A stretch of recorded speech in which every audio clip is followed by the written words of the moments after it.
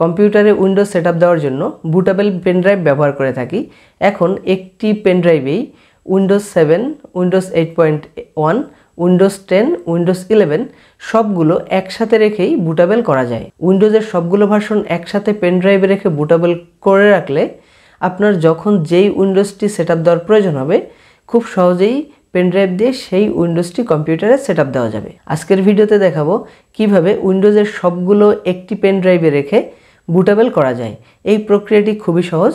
Pen drive bootable করার জন্য কমপক্ষে 32 জিবির একটি পেন ড্রাইভ প্রয়োজন হবে এবং উইন্ডোজের আইএসও ফাইল প্রয়োজন হবে।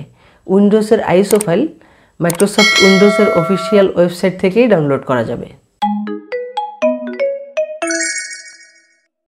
আইএসও ফাইল ডাউনলোড করার জন্য গুগলের সার্চ বারে মাইক্রোসফট আইএসও লিখে এন্টার করলে প্রথমে যে লিঙ্কটি আসবে ডাউনলোড উইন্ডোজ দেখতে পাচ্ছেন, এই লিঙ্কে যেতে হবে। এই লিঙ্কে গেলেই সবার উপরে দেখতে পারবেন উইন্ডোজ। এই উইন্ডোজে ক্লিক করলে এখানে উইন্ডোজের যে ভার্সনগুলো এখনও আইএসও ফাইল পাওয়া যায় সেই তালিকা দেখতে পারবেন। এখান থেকে একে একে আপনার উইন্ডোজ আইএসও ফাইলগুলো ডাউনলোড করে নিতে হবে। এখান থেকে উইন্ডোজ আইএসও ফাইল ডাউনলোড করার জন্য উইন্ডোজ 11-এ যদি আমি ক্লিক করি তাহলে দেখতে পারবেন উইন্ডোজ 11 ডাউনলোড করার জন্য একটি পেজ চলে আসবে। এখানে দেখতে পাচ্ছেন ডাউনলোড উইন্ডোজ 11 লেখা আছে। এখান থেকে নিচের দিকে আসতে হবে। নিচের দিকে আসার পরে দেখতে পারবেন download Windows 11 disk image ISO for 64 devices. এখান থেকে সিলেক্ট ডাউনলোড, এখানে ক্লিক করে উইন্ডোজ 11 এটিকে সিলেক্ট করে দিতে হবে। এরপর ডাউনলোড নাওতে ক্লিক করতে হবে। ডাউনলোড নাওতে ক্লিক করার পরে সিলেক্ট দ্য প্রোডাক্ট ল্যাঙ্গুয়েজ, এই ল্যাঙ্গুয়েজ সিলেক্ট করতে হবে আপনি কোন ল্যাঙ্গুয়েজ এটিকে ডাউনলোড করতে চান। ল্যাঙ্গুয়েজ সিলেক্ট করার পরে কনফার্মে ক্লিক করতে হবে। কনফার্মে ক্লিক করলে ভেরিফিকেশন হয়ে ডাউনলোডের অপশন চলে আসবে। এখানে দেখতে পাচ্ছেন 64 বিট ডাউনলোড। এখান থেকে ডাউনলোডে ক্লিক করলেই আইএসও ফাইলটি ডাউনলোড হবে। আইএসও ফাইল ডাউনলোড করার পরে এখন ভেন্টয় নামে একটি সফটওয়্যার ডাউনলোড করতে হবে। এই সফটওয়্যারটি খুবই ছোট। ব্রাউজারের সার্চ বারে ভেন্টয় লিখে সার্চ করলেই ভেন্টর ওয়েবসাইটটি চলে আসবে। এখান থেকে ভেন্টর ওয়েবসাইটে যেতে হবে।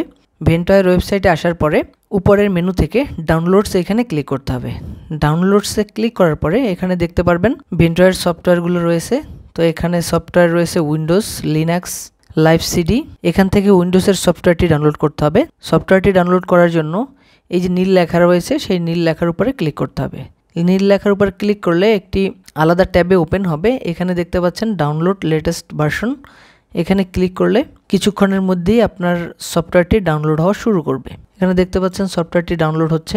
ভেন্টয় সফটওয়্যার ডাউনলোড হয়ে গেছে। এখানে দেখতে পাচ্ছেন ভেন্টয়ের জিপ ফাইল রয়েছে এবং এখানে উইন্ডোজ 10 এবং উইন্ডোজ 11-এর আইএসও ফাইল রয়েছে। তো এখন আপনার কম্পিউটারে পেন ড্রাইভ ইনসার্ট করতে হবে। পেন ড্রাইভ ইনসার্ট করার পরে ভেন্টয়ের সফটওয়্যারটি এক্সট্রাক্ট করতে হবে। এটি জিপ ফাইল অবস্থায় আছে। এটিকে আমি এক্সট্রাক্ট করে নিলাম। এক্সট্রাক্ট করার পরে এই ফোল্ডারটি ওপেন করতে হবে। ফোল্ডারটি ওপেন করে ভেন্টয় 2 ডিস্ক এই সফটওয়্যারটিকে ওপেন করতে হবে। এই সফটওয়্যারটি ওপেন করলে এখানে দেখতে পাচ্ছেন আমার পেন ড্রাইভটি পেয়ে গেছে। এখানে পেন ড্রাইভ রয়েছে 32 জিবি। যদি পেন ড্রাইভটি কোনো কারণে না পায় তাহলে পুনরায় আরেকবার পেন ড্রাইভটি কম্পিউটার থেকে খুলে ইনসার্ট করবেন। তারপরে দেখবেন এখানে পেন ড্রাইভটি চলে আসবে। পেন ড্রাইভ চলে আসার পরে এখান থেকে ইনস্টলে ক্লিক করতে হবে। ইনস্টলে ক্লিক করলে এরকম একটি নোটিফিকেশন আসবে, this device will be format and all the data will be lost, continue. তো আপনি যখন এই ভেন্টয় সফটওয়্যারটি পেনড্রাইভ ইনস্টল করবেন তো আপনার পেনড্রাইভকে তারা ফরম্যাট করে দেবে, সেই নোটিফিকেশন দেখাচ্ছে। এখান থেকে আমি ইয়েসে ক্লিক করে দিলাম। আমার পেনড্রাইভে যেহেতু ডাটা রয়েছে সে আবার রিচেক দিচ্ছে যে আপনার সব ডাটা লস্ট হয়ে যাবে, এই জন্য ডাবল চেক। এরপর আমি এখান থেকে ইয়েসে দিয়ে দেবো। ইয়েসে দিয়ে দেওয়ার পরে দেখতে পারবেন কিছুক্ষণের মধ্যেই সফটওয়্যার ইনস্টল হয়ে এখানে দেখতে পাচ্ছেন নোটিফিকেশন চলে আসছে, congratulation Ventoy has been successfully installed to this device. তো এখান থেকে আমি ওকে দিয়ে বের হয়ে আসব। আমার যে আইএসও ফাইল দুটি রয়েছে সেই আইএসও ফাইল দুটি আমার পেন ড্রাইভে শুধু কপি করে পেস্ট করে দেব। কপি করে পেস্ট করে দিলাম। পেন ড্রাইভে আইএসও ফাইল দুটি কপি হয়ে যাওয়ার সাথে সাথেই পেন ড্রাইভটি বুটেবল হয়ে যাবে। এরপর এই পেন ড্রাইভ দিয়েই খুব সহজেই কম্পিউটারে উইন্ডোজ সেটআপ দেওয়া যাবে। পেন ড্রাইভে আইএসও ফাইল দুটি কপি হয়ে গেছে। এখন দেখতে পাচ্ছেন যে আমরা যে পেন ড্রাইভটিকে বুটেবল করেছিলাম ভেন্টয় দিয়ে সেই পেন ড্রাইভের নামটাই কিন্তু ভেন্টয় হয়ে গেছে।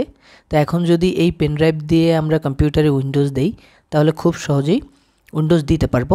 তো আমরা একটু প্র্যাকটিক্যালি দেখি যে এই পেন ড্রাইভ দিয়ে উইন্ডোজ দেওয়া যাবে কিনা।